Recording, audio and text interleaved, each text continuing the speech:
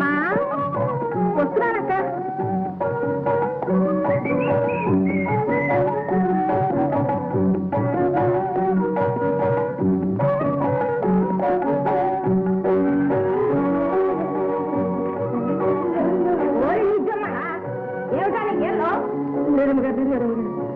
ఒక మందిరంటే ఉంది కదా.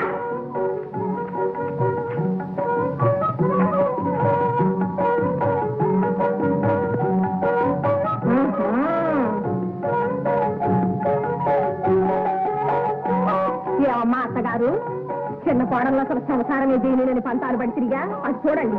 ఇప్పుడు ఏమైంది? సంసారికైనా సాటి చేసి ఉండొద్దు. అంతే కావాలి. నన్ను కాదని వాటిని కౌగిలించుకుంటావా? వాటికి మాత్రం తెలీదు నువ్వు గోపన దొరగారి చుట్టూ అని.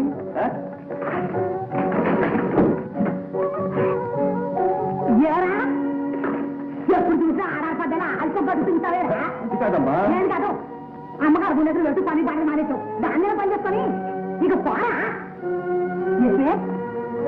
ఆడంటే మగ బిడ్డ నీకైనా సిగ్గుండక్కర్లే. అబ్బా అబ్బా అవునులే, పుట్టింది ఎక్కడ పెరిగింది ఎక్కడ సిబుతులు ఎలాగొస్తాయే? లేదు అది కాదు కాని చెల్లెమ్మా, ఆ పని ఈ పని అంతా చేసుకుని ఆ తర్వాత వెళ్ళి అయ్యగారికి ఎదురుగా కూర్చో.